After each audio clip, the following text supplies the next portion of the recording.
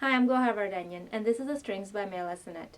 In previous Lessonettes, I've talked about different techniques I use when I practice scales in pieces, like using dotted rhythms and playing the scale from the end to the beginning. In this Lessonette, I'm going to talk about speed bursts, which is a technique I use when I practice scales outside of pieces for technical warm-up or just technical work in general. In speed bursts, they're kind of like dotted rhythms, but instead of just playing two notes quickly, we're going to add notes to the burst. So if dotted rhythm sounded something like this, etc., with a speed burst, we're going to concentrate 3 notes in the beginning of the beat, then 4, then 5, etc., to make it more challenging for the right hand and to train it to play more notes at a time at a quicker tempo, while still having some sort of break for your brain to regroup and plan for the next 5 notes, until eventually you can play the entire scale at full tempo. All you'll need for this is a metronome and a scale that doesn't have any shifts, because shifts just make it more difficult and more complicated for the left hand, and the point is to work on the speed of it. So pick a scale that is in one position and you can just go up and down. I use the 2-octave scale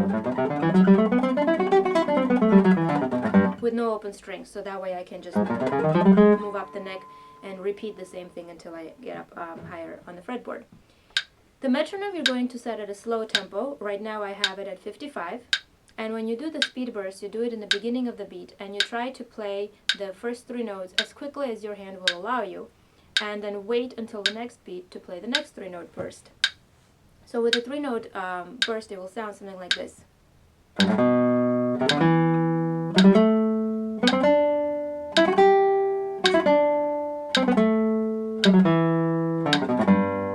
And you'll notice that at the end there were 5 notes left over, so I just played all 5 in a row instead of playing 3 and then waiting and playing 2 notes. It's better to just finish the scale and play all 5. Then you're going to add, after you get comfortable with playing 3 notes per beat and going up the neck each time, then you're going to do 4 notes per beat. You can count them out so you know what they are. So 1, 2, 3, 4, 1, 2, 3, 4, 1, 2, 3, 4, etc. And do the same thing. Concentrate those 4 notes, the speed burst, in the beginning of the beat, and wait for the next beat to play the next 4. So don't spread them out throughout the beat. One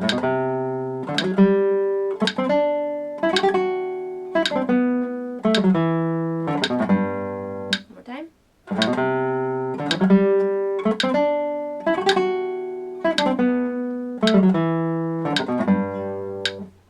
Eventually, when you get comfortable with that, you're going to make it 5 notes.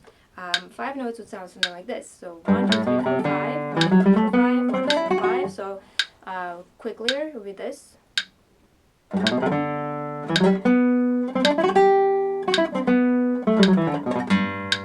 little cleaner this time.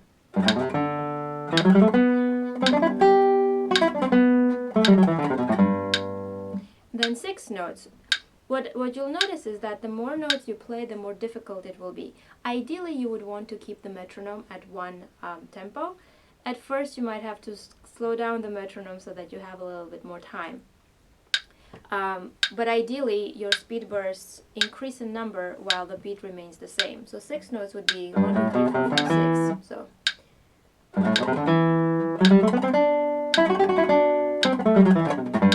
And at the end again, there's I think 8 or 9 notes remaining. I just play them all in a row. And where you end on the beat isn't really that important. The important thing is that you're doing it as quickly as you can with the right hand. 1, 2, 3, 4, 5, 6.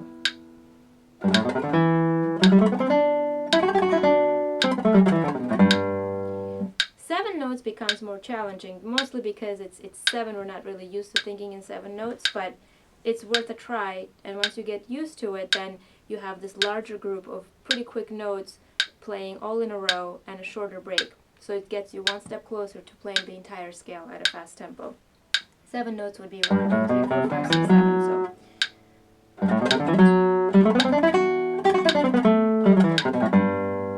One more time.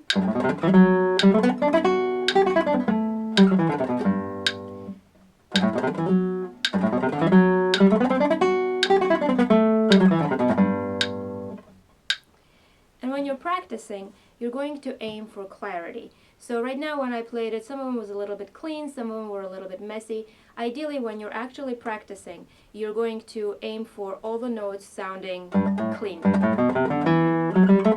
So you wouldn't want to be skipping over. At first, to get used to the speed, you have to lighten out the touch to really be able to concentrate those notes in the beginning of the beat and play as fast as you can.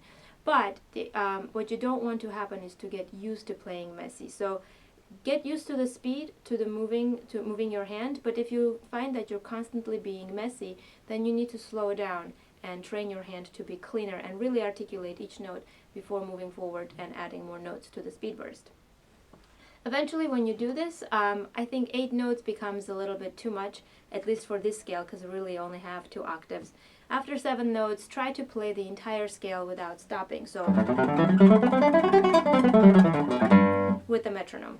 And then you go up the neck. What will be ideal is when you can do the whole entire thing without stopping, because that will also build stamina. But at first, because our hand isn't really used to playing really fast for a prolonged amount of time, those speed bursts will help you concentrate the energy and then have a little bit of a break for your hand and for your brain to catch up. And if you want to find the written out version of this exercise, it's also written out in my complete warm-up for classical guitar book, which I'll link below. That way you can have a visual instead of, if it helps you, instead of just counting out the notes. I hope this helps you practice your scales and become faster at them, and I'll see you in the next lesson. Thank you for watching.